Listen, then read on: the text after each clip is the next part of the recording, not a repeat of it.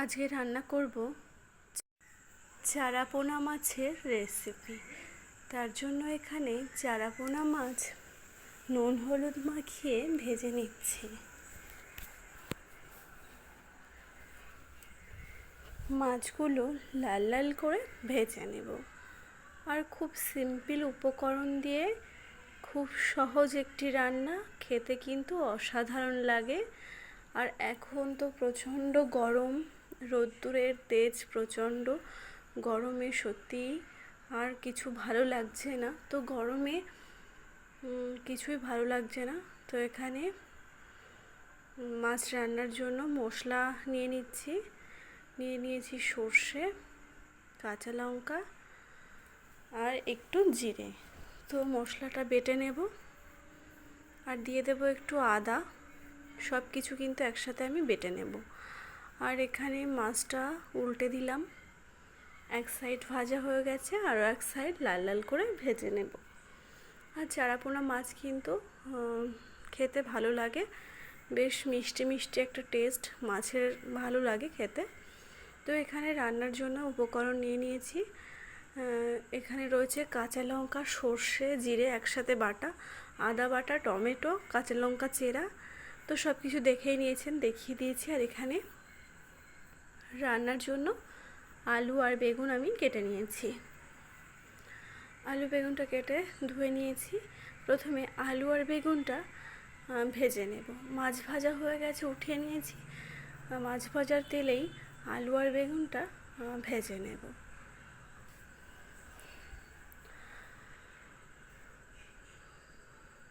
হালকা করে আলু আর বেগুনটা ভেজে নেব, খুব বেশি ভাজবো না।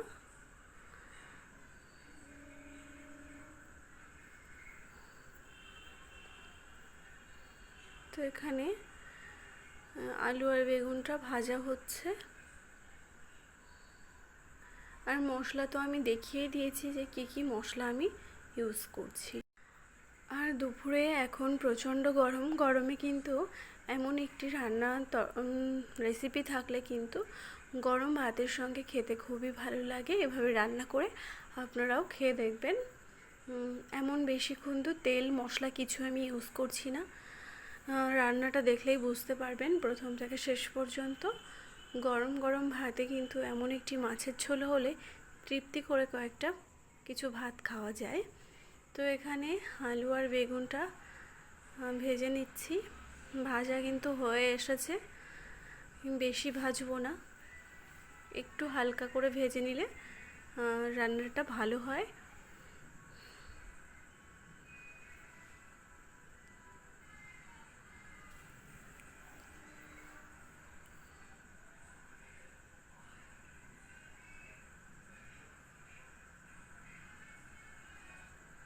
কে কে এমন পাতলা মাছের ঝোল খেতে ভালোবাসো অবশ্যই কিন্তু জানাবে। আর যারা কখনো খাওনি তারা আমার রেসিপিটা ফলো করে অবশ্যই একবার হলেও রান্নাটা করো, অবশ্যই অনেক ভালো লাগবে। আলু আর বেগুনটা ভাজা হয়ে গেছে, রান্নার জন্য তেল দিয়ে দিয়েছি। আর পেঁয়াজ কাটা ছিল, স্লাইস করে পেঁয়াজটা কিন্তু দিয়ে দিলাম তেলের মধ্যে। পেঁয়াজটা এখানে আমি ব্রাউন কালার করে ভেজে নেব।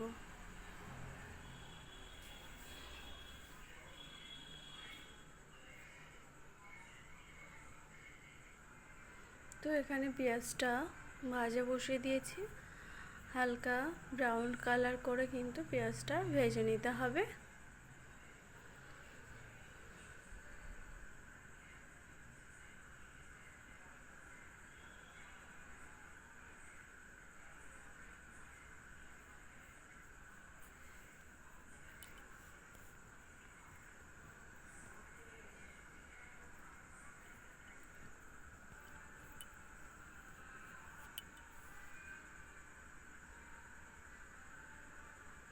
পেঁয়াজটা ভাজা হয়ে এসছে, দিয়ে দিলাম আদা বাটা।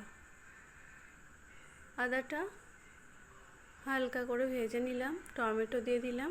টমেটো কিন্তু আমি ম্যাশ করব না, এমনি দিয়ে দিয়েছি, গোটা গোটা থাকবে। এটা পরে ঝোলেও দেওয়া যায় টমেটোটা। নুন আর হলুদ দিয়ে দিলাম স্বাদ মতো, দিয়ে দিলাম জিরে, সর্ষে, কাঁচা লঙ্কা বাটা সব কিছু ভালো করে মিশিয়ে নিচ্ছি। আর এখানে দেখতেই পাচ্ছেন যে তেলের পরিমাপটা কতটা আছে। তো গরমে তেল মশলা যতটা কম খাওয়া যায় ততটাই ভালো। তো এখানে মশলাটা হালকা করে ভেজে নিয়েছি, খুব বেশি ভাজিনি। দিয়ে দিলাম ভেজে রাখা আলু, বেগুন। আলু বেগুন দিয়ে মশলার সাথে একটু মিশিয়ে নিয়ে দিয়ে দিলাম পরিমাণ মতো জল।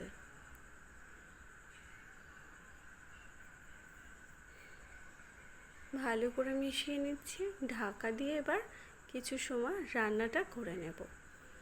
ঢাকা দিয়ে কিছু সময় রান্না করে নেব। তো কিছু সময় একটু ঢাকা দিয়ে রেখেছিলাম। ঢাকনাটা একটু উঠিয়ে নিয়ে চেরা কয়েকটা কাঁচা লঙ্কা দিয়ে দিলাম। আবারও একটু ঢাকা দিয়ে রান্না করে নেব।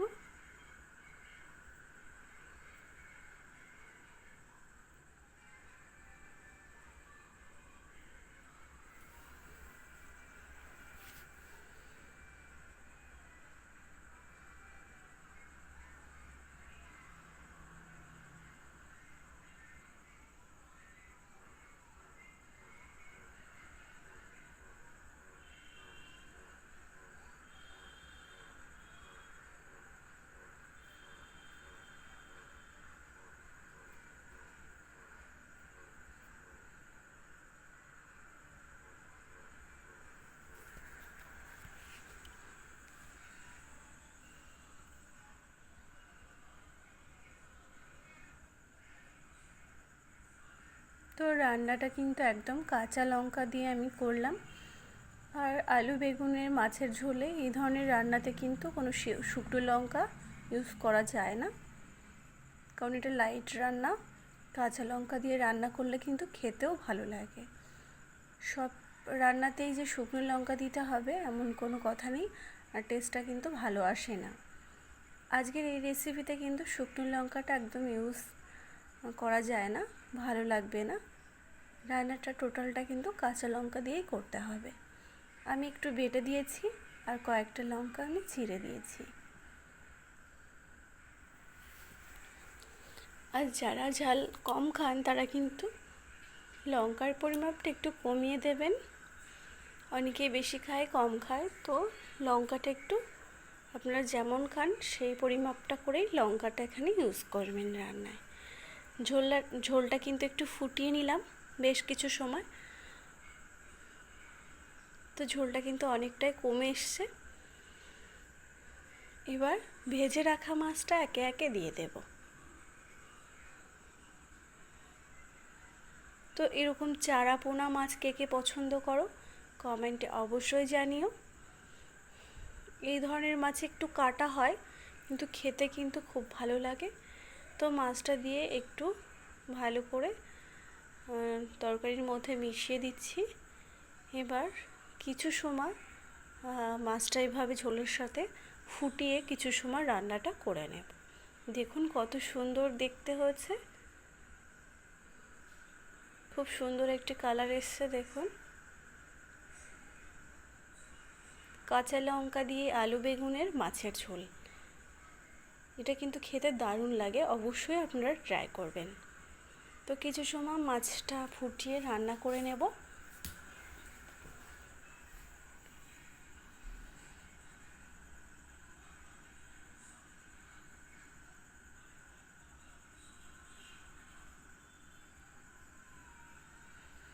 তো দেখুন রান্নাটা কেমন লুক এসছে, কেমন দেখতে লাগছে।